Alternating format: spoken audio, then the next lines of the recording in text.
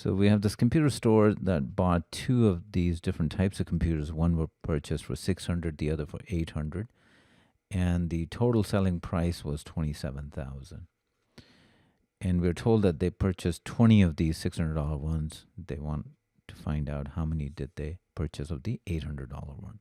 So we can write a relationship here. If S1 was the selling price of the $600 computers and S2 was that of the 800, then the selling price, the total selling price would be 20 S1 plus N times S2. So that's the first relationship. And we need to know what N is.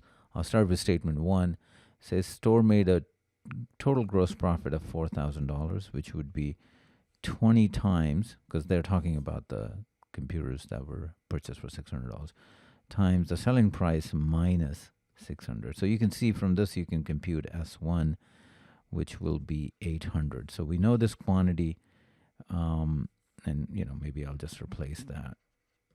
But is that enough to find N? No, because we don't know the selling price of the $800 computers.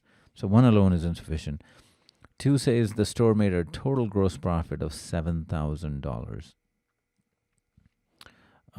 And there are 2 ways to do it. I think you can either say gross profit here will be 20 times S1 minus 600 plus N times S2 minus 800. And then we have this relationship as well, this one. Let me write that down here. I'll put the numbers on this side.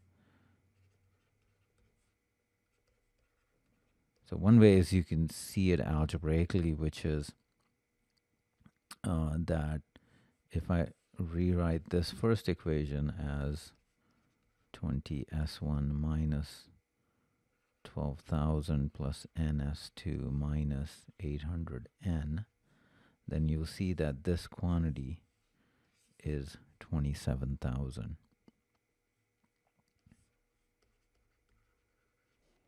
And then we would be able to figure out N.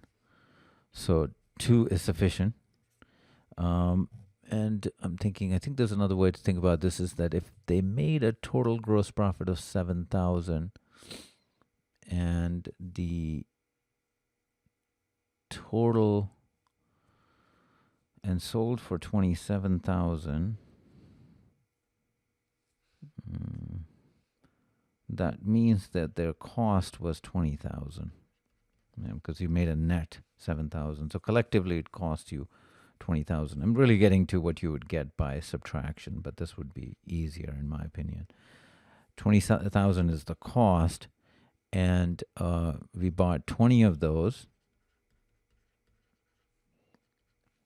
and then that means N times 800. So you can clearly see that the fact that we have the gross profit and the fact that we have the total amount that was sold for tells me what my total cost was, which was $20,000. And we already know that 20 of the $600 computers were purchased, so that's the cost of those. And then that would be the cost of the $800 ones, which you can clearly see we can get a unique value for N. So this is obviously easier. I mean, here I just kind of used all the variables and it can look messy, but if you can make a jump to that one, that's actually cleaner. And maybe I think that's probably how the test writers want you to think. So the answer is B.